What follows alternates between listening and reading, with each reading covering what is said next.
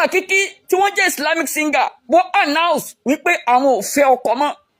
wọ́n láwọn ti depart pẹ̀lú ọkọ àwọn Alhaji Hasan Olóríire wọ́n ní àwọn ò jọ wà mọ́ wọ́n ló ní kálukú ti wà láyé rẹ̀ lọ́tọ̀ọ̀tọ̀ according to Sharia Islam ṣó tọ́ fún obìnrin láti announce wípé òun kọ ọkọ àbóhùn ò fẹ́ ọkọ mọ́ yes obìnrin lè kọ ọkọ ṣùgbọ́n ó láwọn protocol ó dẹ̀ ní májẹ̀mú àkọ́kọ́ obìnrin yẹn yóò dá dáórì tọkùnrin yẹn san yóò dá padà gbogbo nǹkan tọkùnrin yẹn bá ṣe fún pátá bóyá fóònù ló rà fún o bóyá ilẹ̀ ló rà fún o bóyá mọ́tò ló bá rà fún o yóò dá padà fọkùnrin yẹn gbogbo owó tọkùnrin yẹn bá ná fún fámìlì obìnrin yẹn gbọ́dọ̀ calculate gbogbo ẹ̀ kó dá padà kódà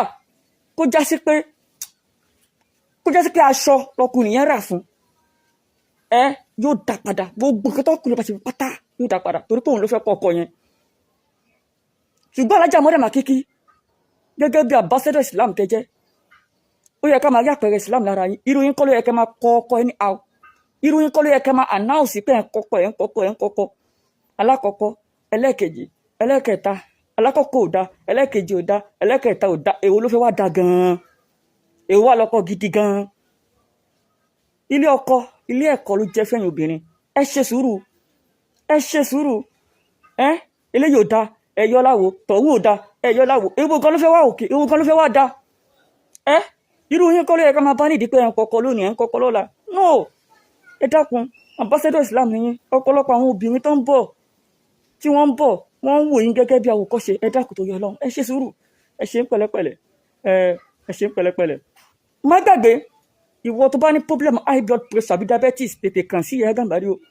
tí BP bá ń tẹ̀ láàmú àbí diabetes àgbéwà tó confam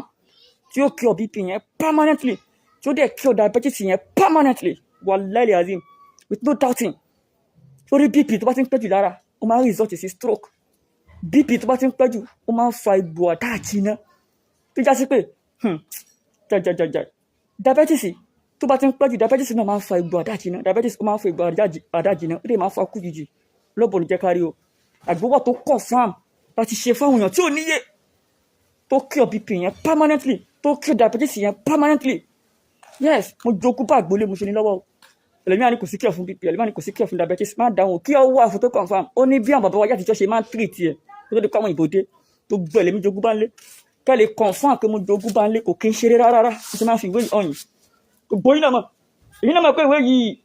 ìwé tó wọ ìwé dídè sí ni ìwé bàbá yá àtijọ́ ni o lè rí ìwé ìmọ̀láyé ń sin o àwọn ọmọ tó bí 1990 àbárù wí láyé o ṣàṣàníyàn àgbo tó wà níbẹ̀ tó ní bá mo jogún bá àgbólé mo ṣe ní lọ́wọ́ rẹ̀ ti ṣe fáwọn tó ní tọ́jú lè tọ́jú pẹ́ fọ́lọ́ yes ó dẹ̀ ìwọ ọkùnrin tí kọ́ ọmọkùnrin ẹ kéré jẹjọ yẹ lọ àgbówó àbí tó confam tí ó jẹ́ kíkọ́ ọmọkùnrin ẹ yọ dáadáa research tó bá fẹ́ bóyá ìjápẹ́lẹ̀ ló ṣe o bóyá láti kékeré nìkan ọmọkùnrin ẹ ti kéré o bóyá bí wọ́n ṣe bímọ ẹ nìyẹn o àgbówó àbí tó confam tó jẹ́ kó jọ dáadáa tọ́lẹ̀ jẹ́ permanent with no any side effect ètè mẹ́sẹ̀gì mi lórí WhatsApp lórí 09021975321 09021975321